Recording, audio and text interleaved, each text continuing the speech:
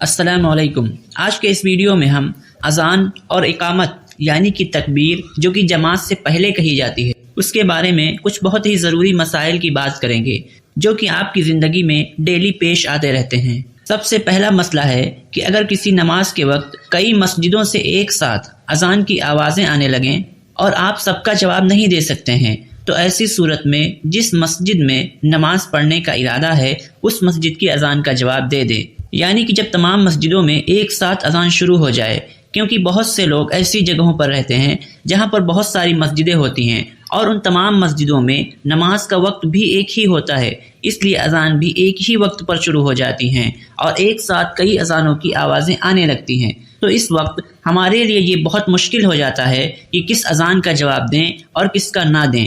तो इसके बारे में सबसे अच्छा तरीका यह है कि आपको जिस मस्जिद में नमाज पढ़ना है उस मस्जिद की अज़ान का जवाब दे दें।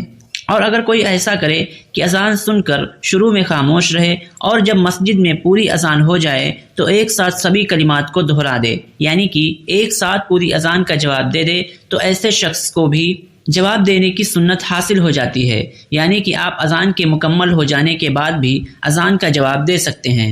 और अज़ान का जवाब इस तरीके से दिया जाएगा कि पूरी अज़ान का उसी तरीके से जवाब दिया जाएगा जो मुअज्जिन कहता है, लेकिन हय्या अलस सलाह और हय्या अलल फलाह के जवाब में ला हौला वला कुव्वता इल्ला बिल्लाहिल अलील अज़ीम पढ़ा जाएगा। और फज्र की अज़ान में जब मुअज्जिन अस्सलातु खैरुम मिनन नौम कहे तो उसके जवाब में सदक़ता व बररता कहा जाएगा। और कुछ उलमा ने यह भी कहा है कि सदक़ता व बररता के बाद व बिलहक़्क़ि नतक़ता भी कहा जाएगा। और अगर कोई अज़ान के वक्त मस्जिद में तिलावत कर रहा है तो तिलावत जारी रखने की इजाज़त है, अज़ान का जवाब देना उस पर लाजिम नहीं है, लेकिन मुस्तहब है कि वो अज़ान का जवाब दे दे। और अगर अज़ान के वक्त मकान में हो यानी कि अपने घर पर हो तो ये देखे कि उसके मोहल्ले की मस्जिद में अज़ान हो रही है या दूसरे मस्जिद में अज़ान हो रही है। और अगर दूसरे मोहल्ले की मस्जिद में अज़ान हो रही है तो उसका जवाब ना दे बल्कि तिलावत करता रहे। और अगर उसी मोहल्ले की मस्जिद की अज़ान है तो तिलावत को रोक दे और अज़ान का जवाब दे दे और फिर उसके बाद अपनी तिलावत को जारी रखे। इसी तरीके से अगर वज़ू करते हुए अज़ान शुरू हो जाए तो वज़ू करते हुए भी अज़ान का जवाब देना चाहिए।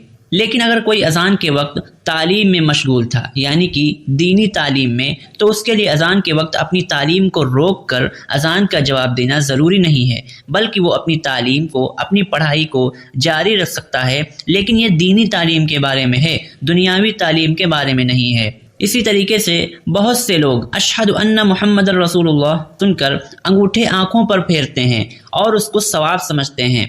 तो आपको मालूम होना चाहिए कि ये चीज़ किसी मोतबर दलील से साबित नहीं है, इसलिए ये एक बिदअत है। इसी तरीके से हमारे वहाँ जब कोई बच्चा पैदा होता है तो उसके कान में अज़ान दी जाती है, तो अज़ान उसी तरीके से दी जाएगी जिस तरीके से मस्जिद में दी जाती है। लेकिन बच्चों के कान में अज़ान देते वक्त अपने कानों में उंगली डालकर अज़ान देना मसनून नहीं है।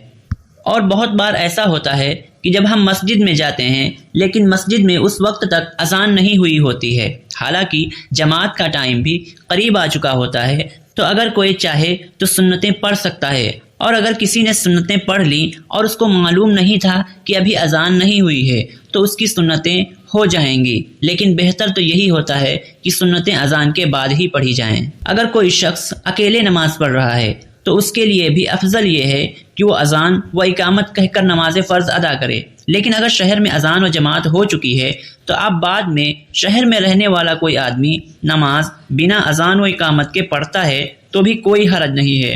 ये बात तो मस्जिद के अलावा की थी, लेकिन अगर कोई मस्जिद के अंदर जमात हो जाने के बाद नमाज पढ़ने जा रहा है तो उसके लिए मस्जिद के अंदर अज़ान और इकामत कहना मकरूह है। यानी कि अगर आप अपने घर या मस्जिद के अलावा और कहीं भी नमाज पढ़ रहे हैं तो अफजल ये है कि अज़ान व इकामत कह लें, लेकिन अगर बिना अज़ान व इकामत के नमाज पढ़ लेंगे तो भी कोई हरज नहीं है, क्योंकि शहर में होने वाली अज़ान व इकामत उसके लिए काफ़ी हो जाएगी।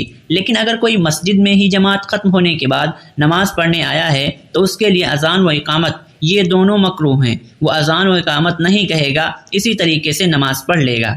अगर कोई अज़ान दे रहा है या इकामत कह रहा है और उसका कोई कलमा छूट गया तो अगर अज़ान व इकामत के बाद फ़ौरन याद आ जाए तो जो कलमा छूट गया है وہ کہہ کر کے وہیں سے باقی اذان کو یا اقامت کو مکمل کر دے، اور اگر کچھ دیر کے بعد یاد آیا ہے تو پھر شروع سے اذان و اقامت کہے گا۔ جس طریقے سے اذان میں حی علی الصلاۃ و حی علی الفلاح پر چہرہ دائیں اور بائیں طرف پھیرا جاتا ہے، اسی طریقے سے اقامت کہتے ہوئے بھی پھیرنا چاہیے۔ اور اگر مؤذن اقامت کے وقت موجود نہیں ہو، یعنی کہ تکبیر کہنے کے وقت مؤذن موجود نہیں تھا، تو دوسرے کے لیے بنا کسی کراہت کے تکبیر کہنا جائز ہے۔ اور اگر مؤذن موجود ہو اور اپنے موجود ہوتے ہوئے کسی دوسرے کے تکبیر کہنے کو برا سمجھتا ہو تو دوسروں کے لیے بنا مؤذن کی اجازت کے تکبیر کہنا مکروہ ہے۔ لیکن اگر آپ کو یہ معلوم ہو کہ مؤذن دوسرے کی تکبیر کہنے سے ناراض نہیں ہوتا ہے بلکہ خوش ہوتا ہے، تو دوسرے لوگوں کے لیے مؤذن کے موجود ہونے کی حالت میں بھی تکبیر کہنے میں کوئی حرج نہیں ہے۔